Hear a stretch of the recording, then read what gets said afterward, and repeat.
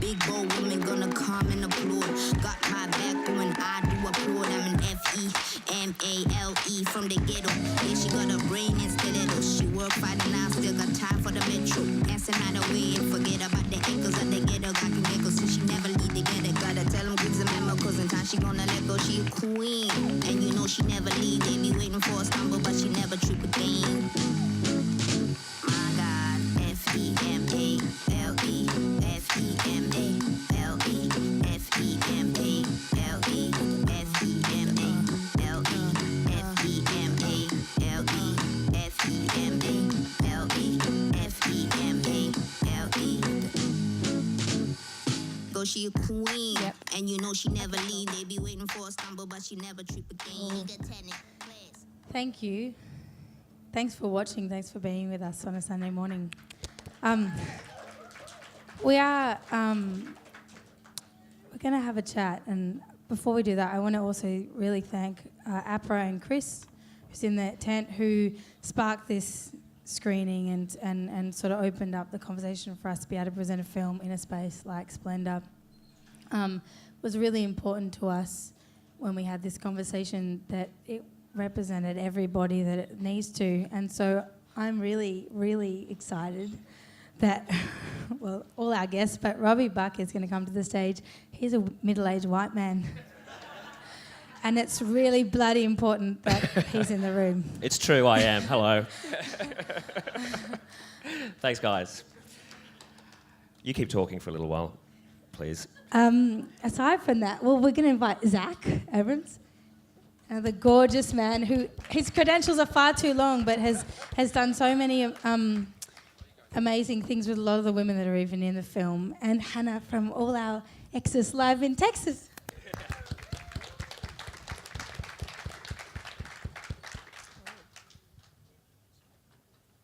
Yeah, Michelle's got some clipboards here. We've been working on this venture for the last 4 years. We've done a lot of things.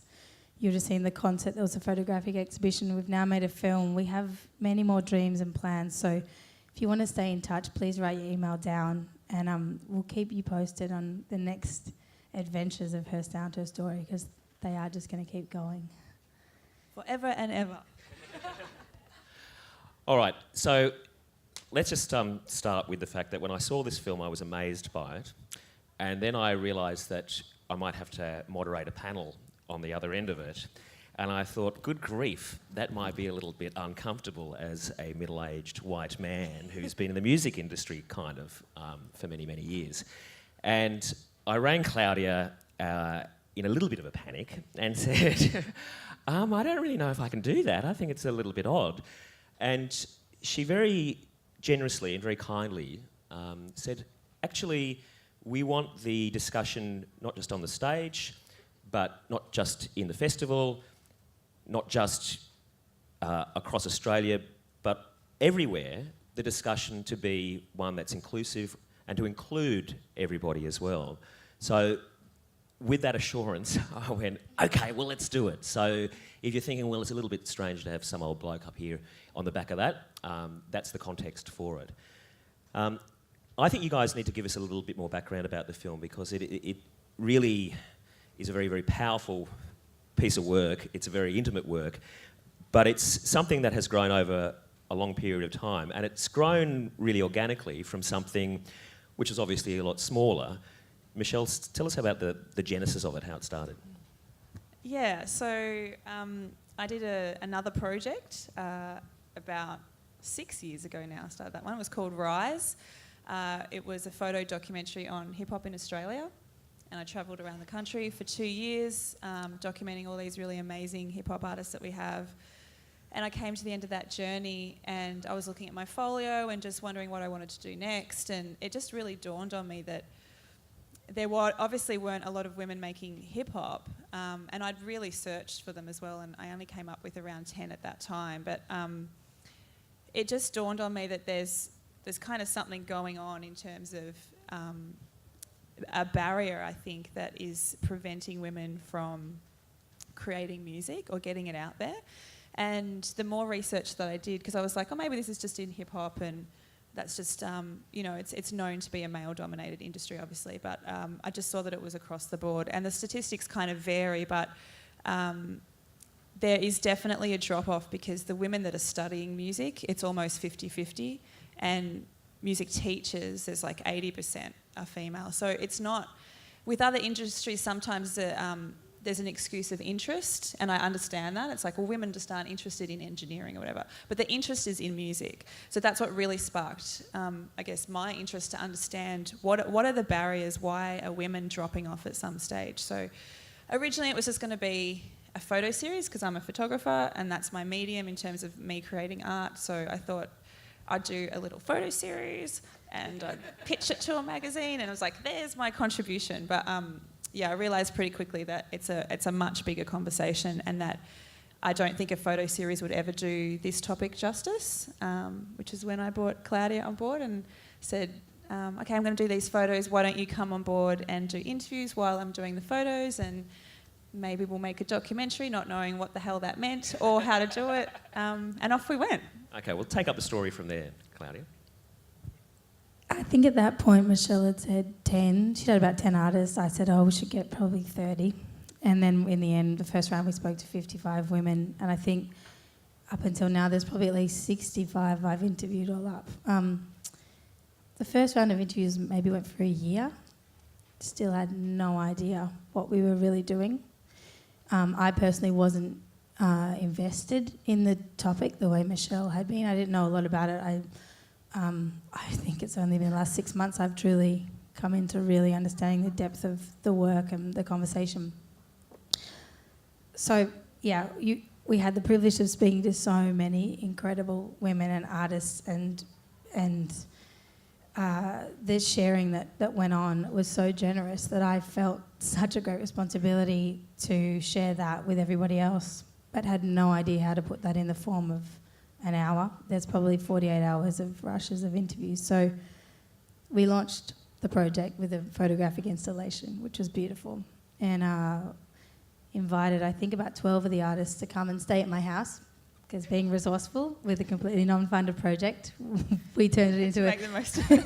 an Airbnb, and we had a concert a couple of days after that where we brought a lot of women together, and it was in those few days where we were all one big family that it really dawned on me that if I was going to try and push any message, it would be about women coming together and how important that is.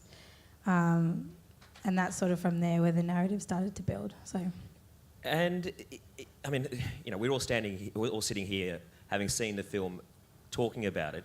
It's obviously been a catalyst for a lot of conversation, and it's a conversation that needs to be had. What, in terms of the effect of the film, you know, what is the response? It's changing. You can sort of see in the film that it's changed those artists by being a part of it in their own way, that you've got this sort of connectivity that has emerged through the film. But what else has come off the back of it? It's changed our lives, personally. I think Claudia and I have spoke about this quite often, where we've worked with men nearly our entire careers, and we're very comfortable with that, and probably didn't see a lot of the issues that are even raised in the film. I know I personally didn't. It took this journey to understand that even though I haven't perhaps suffered as other women have, that's not the norm, and these issues are really big, and that understanding and empathy, and also being really drawn to my sisters and really wanting to be a part of a bigger community has completely changed my life, and I'm all about that now. So, and I'm 39, and I feel like that's just happened in the last 4 years, and it's it's awesome, because I feel like I've missed out on a lot of years, and now I'm really kind of relishing in that in my heading into middle ages. It's okay to be middle-aged. It's all right. And what about you, Claudia? Oh, what's changed? I would say that I didn't really love women, and that's because I had to work. I didn't really love myself. So I think as the filmmaker in this, I had to unpack all of my own shit in order to be able to try and tell everybody else's story. Because it was all the things I came into a creative industry very young, having to be loud and unruly and bossy and really hard, you know, because I was young and I was a female, and so people didn't take me seriously. So trying to tell a story where you had elements of that, but also had that soft edge in really relaying to women that they don't have to bullhead their way through life just to get somewhere. Yeah, that's a really strong theme in the film, this idea that you don't have to emulate the man's world you shouldn't have to emulate the man's world to be able to progress.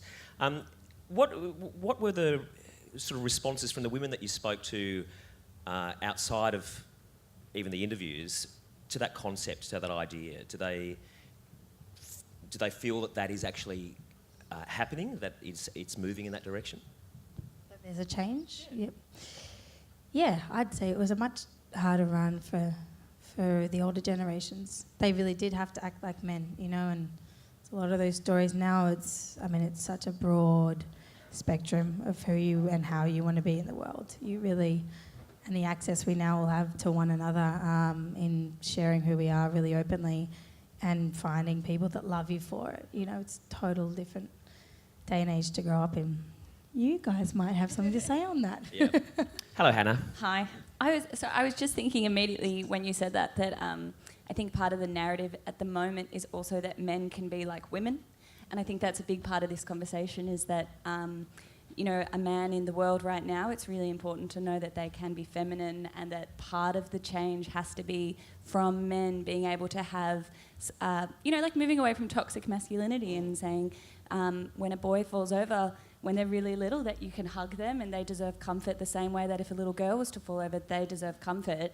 And I really think that that's like such a crux of this conversation, that it's not necessarily about, the women, like how women change from here. I think it is actually about the identity of a man and how that can shift in such a positive way.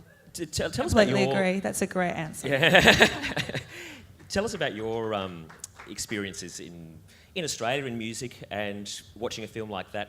How did you... I'm shaking because it made me cry so much. It was so beautiful. It's just amazing. I grew up in Wood End in Victoria, and then I went and thought that I had to study jazz to be a musician. And I went to jazz school in Whopper, WA, and I was fucking terrible because I don't like singing jazz. But also all the teachers were male. I'm going to get in trouble for this. So all the teachers were male, and I don't know if anyone has been to Jazz University, but it was awful. And I was told for 2 years that I was really terrible. There was no positive reinforcement whatsoever. So for 2 years I just thought, I can't do this. I'm never going to be a musician. The head of the university at the time put some statements on Facebook and said that the reason why there's not more women in the music industry is because they're not as good at men at music. This was the head of the institution. He also said that men are better equipped at dealing with obstacles in their way, which is the other thing women give up too easily. So I screenshotted these comments and I wrote an article just for Beat magazine a few years ago, and I got sued for defamation by him.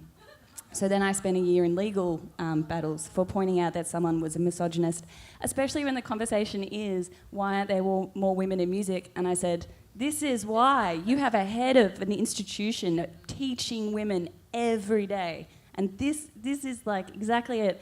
And then I was silenced because, our legal system is in such a way where I don't have enough money to sue someone who's 60 and, Anyway, that all worked out quite well. Not quite well, that's awful. It worked out. It worked out and it was fine. But it was such a learning curve for me at that time because I got hate mail from everybody. I got hate mail from men and women. I got hate mail from friends. I got, just so much internet bashing, and I think that's really changed the way that I've become a musician. So from that point, I quit music, or being a musician, and I said, I don't think this is for me. And I became a music manager, and I helped manage a couple of artists, Passenger, Lady Hawk and Gin Wigmore, and I got deep into music management, and I was a tour manager, and when I was a tour manager, I was sexually assaulted by someone that I was working for, or with, and I decided to quit that, because then I thought, actually, fuck this, I want to be a musician, and I want to start a band with my best female mates.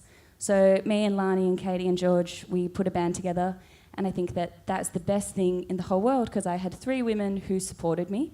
If I made a mistake, they loved me. We all learnt how to sing and play as a group together. And the reason why our band is still going is because you have people who support, like, it's the positive reinforcement, and it's the love of other women who are going through the exact same thing as I am. And that's why we're a band.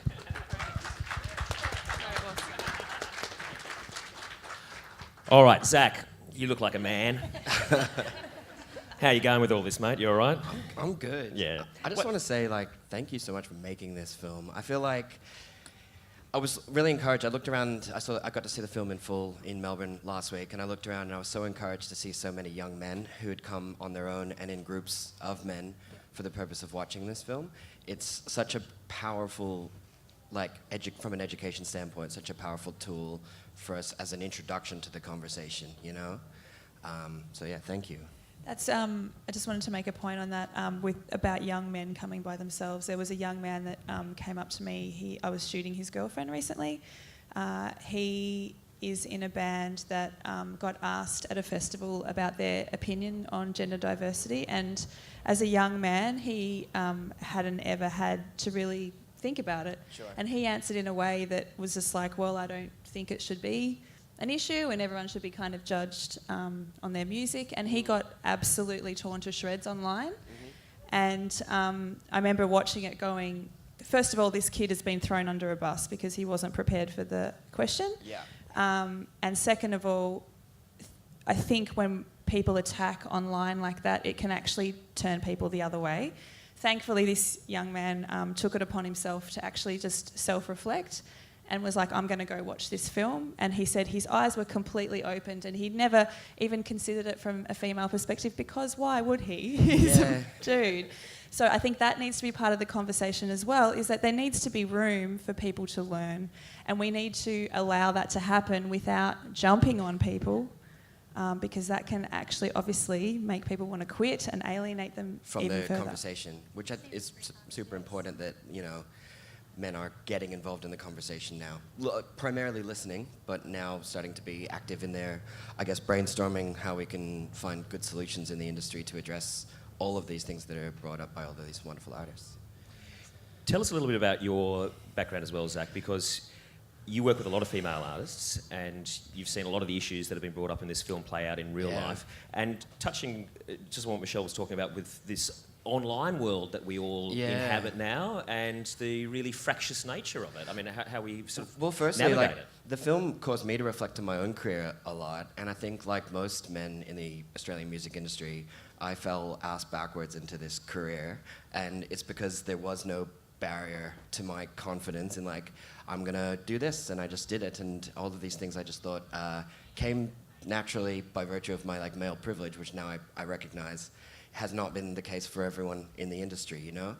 But I did, I was really lucky in that my first real job in the music industry was as assistant manager to Bertie Blackman, who'd already been an established artist in Australia for the better part of 10 years. She started at about 16, and getting to work with somebody who was such an icon and such a strong woman in the Australian music industry really served to influence, I guess, my approach to music management.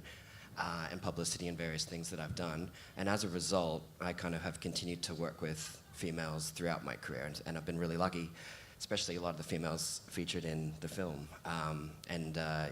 What brings me here to Splendour this year is Alice Ivy, who played and whose song was featured in the film today as well. The online thing is really vicious. I mean, like, the comment section is horrible everywhere on the internet.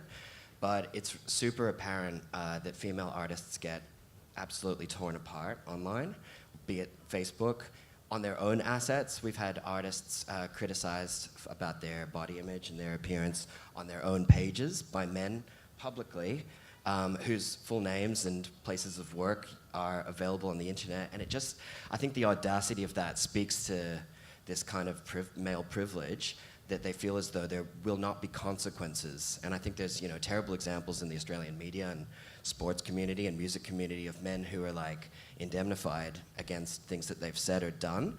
And that sets a terrible precedent for young men, which I hope is starting to change.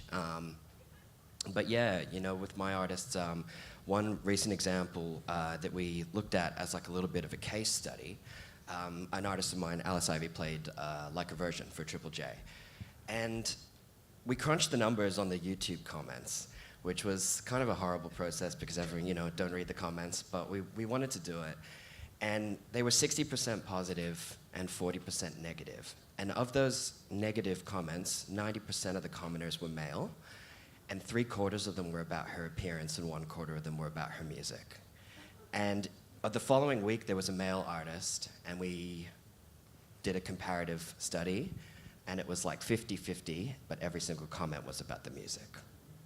And it's just, there's so many other facets of being a female artist that you're exposed to, that you have to have such a thick skin, and it's not fair.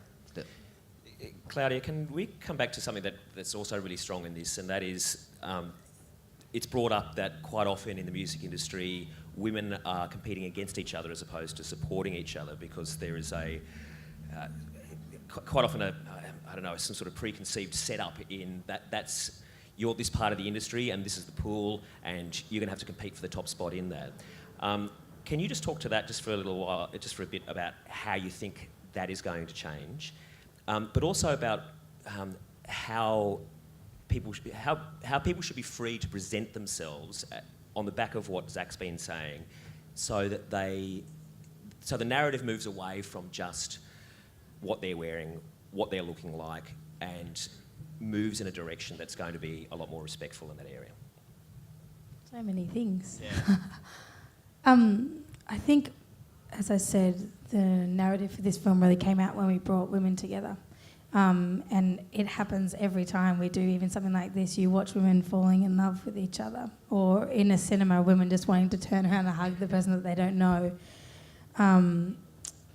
Because the stories are the same, which we've all reflected on, and within our own relationship, even Michelle and I being able to work together, we're very good friends.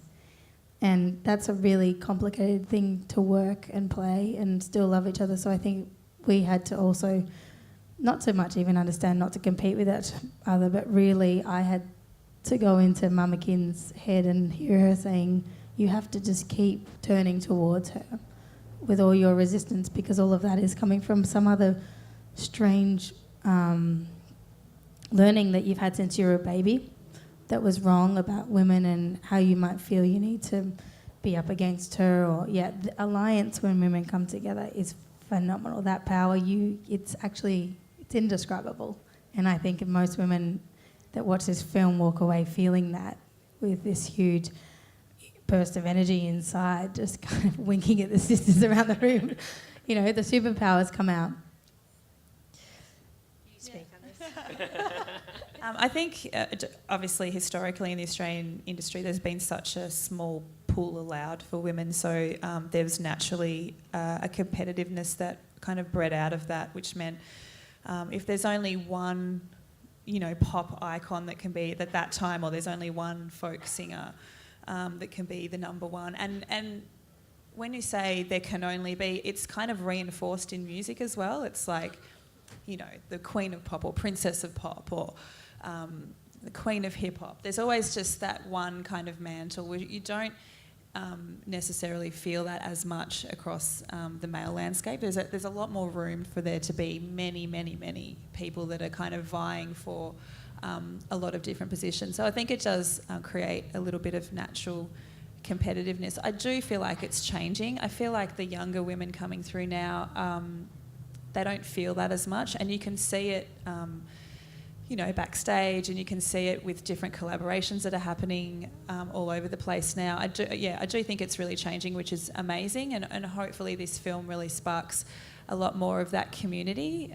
We had Kate Ceberano speak after the Melbourne premiere.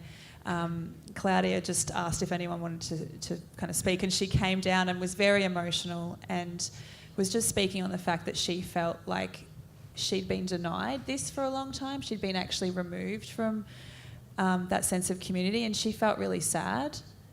So I guess what we'd love for to happen with this film is to avoid that, and for women to really come together and understand that the power of being together and working together is so much more immense than staying apart and being in competition with each other. I was just going to say, I think part of also why we chose to put so many different looking women in the film, that was very conscious. I wanted to get as many people on that screen as possible in as many different shapes, sizes and ways that they presented themselves, because I just hope that anyone that would come and watch it, that they were able to find some common thread back to themselves, because usually you just need one person to understand that you can be in that place wherever your aspirations. So really just projecting those role models was a big part of it. There's a lot of women that people didn't even know about too, which has been really beautiful. Them discovering, new artists, new faces, and being interested and wanting to know about them. I kept waiting for the middle-aged white guy to turn up and nowhere. You like the middle-aged white guy. He's useful. I want to ask Hannah something, and I would like you guys to reflect on it afterwards too.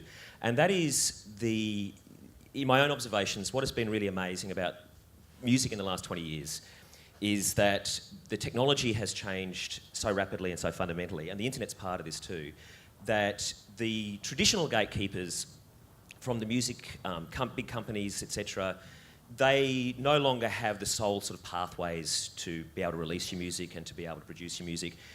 The cottage industries have grown over the last 20 years to be really proficient and really wonderful. And the quality of music that you can produce on a laptop is just extraordinary for people who know what they're doing.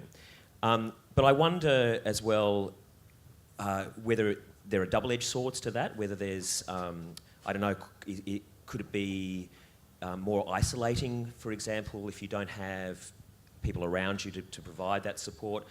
Is it a liberator? I'd be really interested to know what you think, Hannah.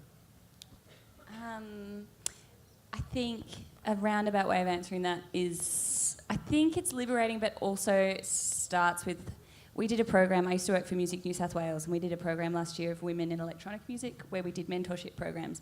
And part of the reason why we talked about, do women get into producer roles or roles where they do use laptops and technology, was that when you have two children are born and a little girl sits in her room and plays computers and laptops, generally that is frowned upon, and that child is told to, do something else, and a boy will be praised for doing that. So a lot of the time that's why you do have men enter into more technology-based roles.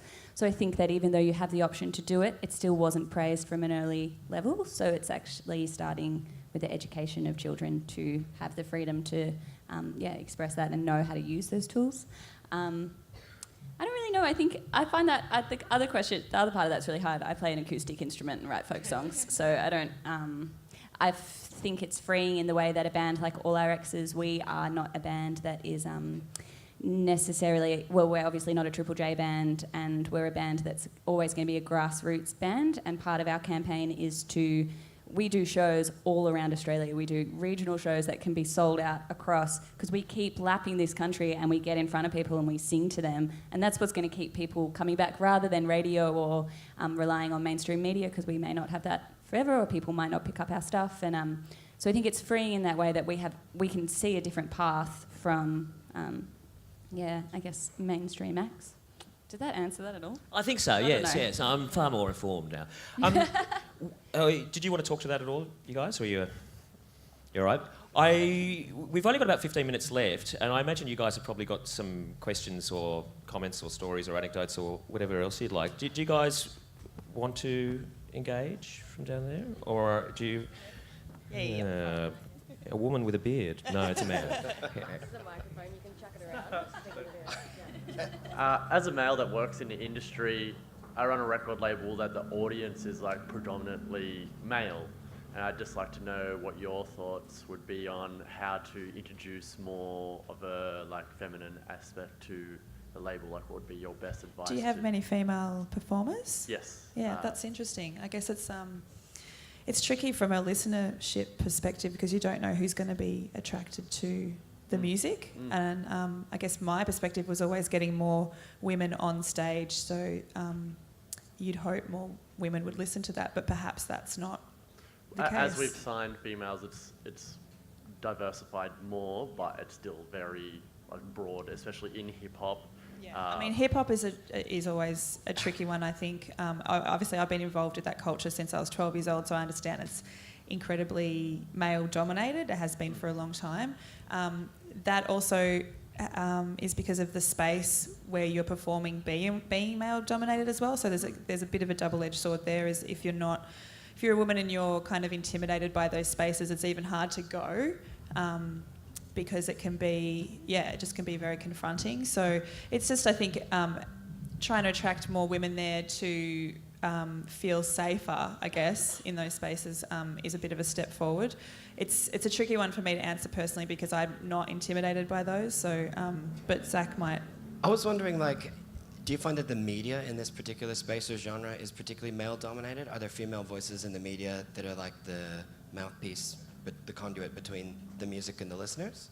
Yeah, 100%. Mostly male. But mostly male, yeah. Since we've brought on females, our label has been embraced by more female media as well, which has been because I feel like the media is really complicit in gendering genres sometimes. And if, all the authorities on hip-hop in the United States are male DJs, then males are more attuned to listening to recommendations musically. So I feel like, we need to fix the gender balance in the music media as well in order to create more parity among listenership. Cool. Thank you. Can I just ask on the back of that too, maybe you guys can talk to this too, but what your thoughts are about young men who are probably resistant to these sorts of messages at the moment. There are probably some blokes who look at it and go, well, fuck them, which is, unfortunately, is going to be a response from a certain number of young blokes in Australia, basically. Yeah, we've touched on this, I guess. I'm not a psychologist, but,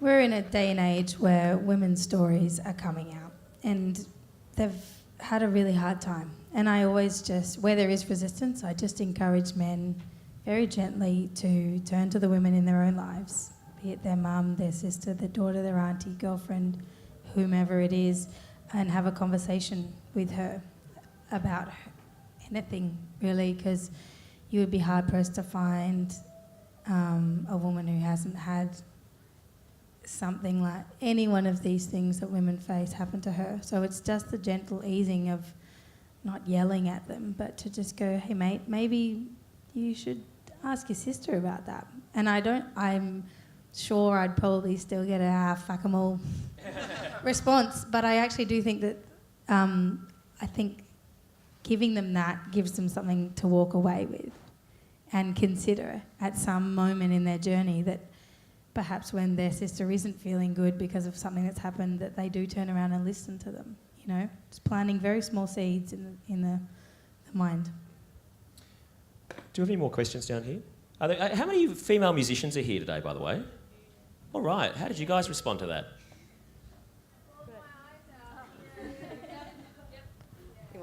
Thank you for that's Nardine over there. Thank you for graciously donating one of your tracks. So we were completely independent and not funded. We had some incredible artists. Bats is here as well. Her song is featured quite a few times. That generously donated their music to this. We couldn't have done it without you. There would be I don't know what it would sound like with.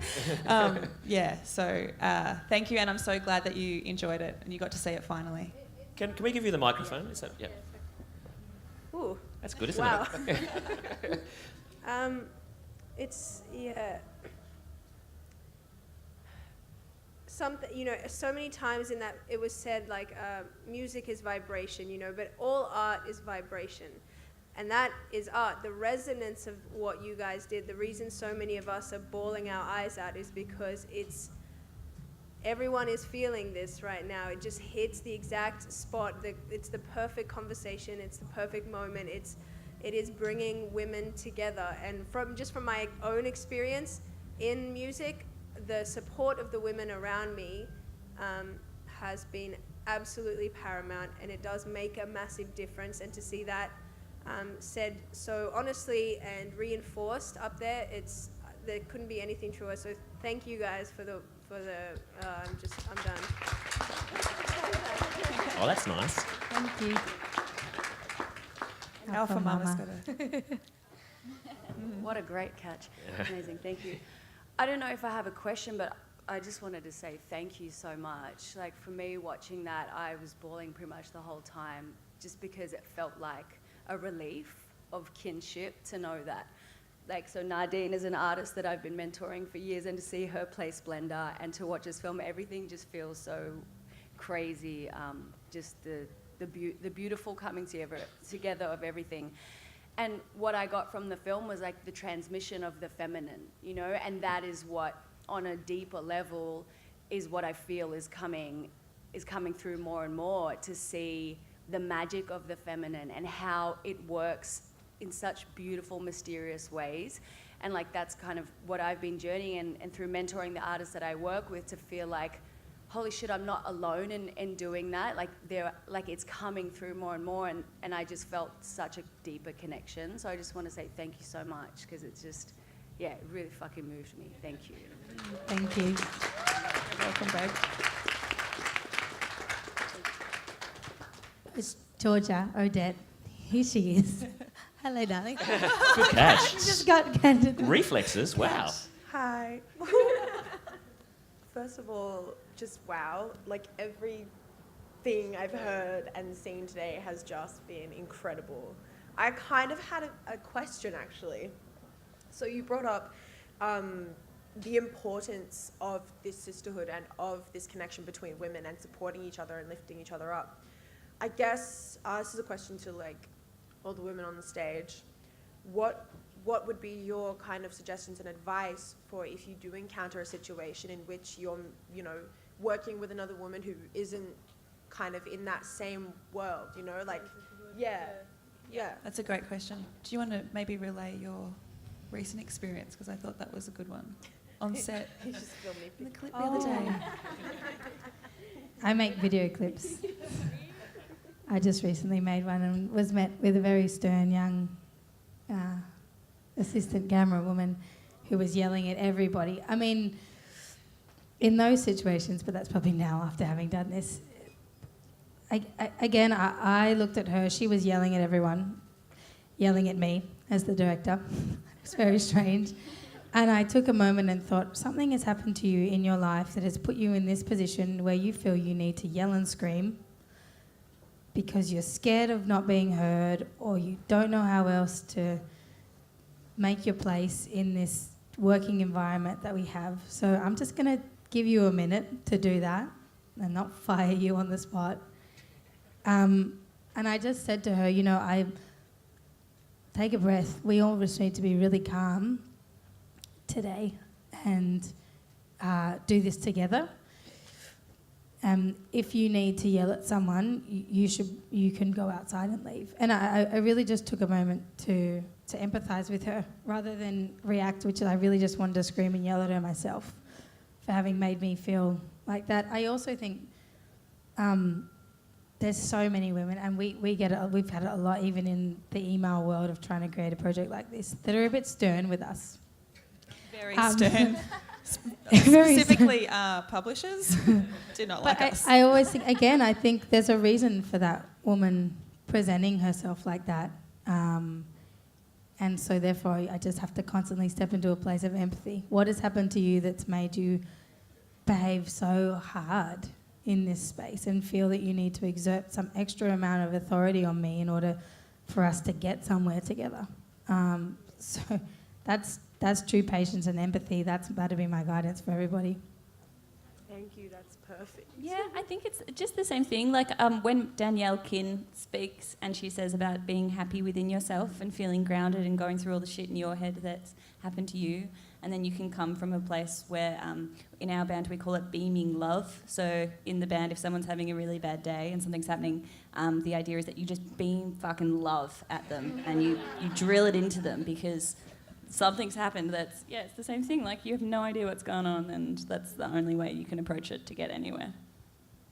Yeah, I was just going to say, I feel like those particular women, I think, and we did come up a few of them ourselves. So, yeah, I think empathy is really the biggest thing, because they've obviously felt like they've had to be hard or be like that to kind of make it in a man's world, and there is a real hardness, and it can be very jarring when you come across it. So, but yeah, I just feel like understanding that especially older women that have been in the industry for a long time, have really had to battle and fight their way through.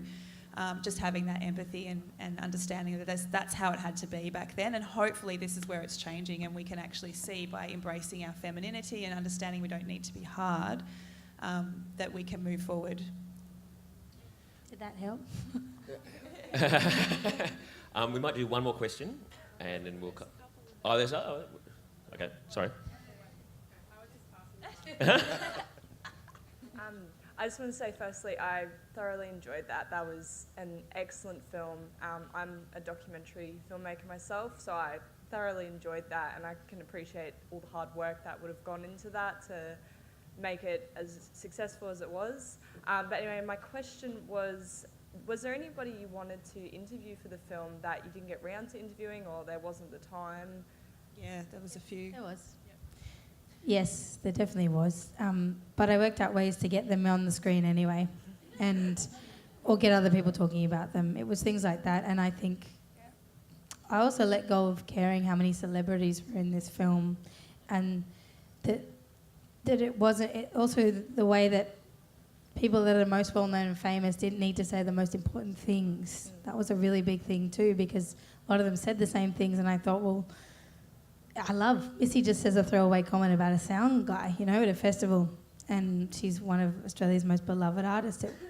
So the few that we didn't, they're in there anyway, and they're in there in spirit. And it got to a point where I'm still going, oh, but I really want to speak to this person. I think the most important thing is that the information that's up there is representative of hopefully all the voices.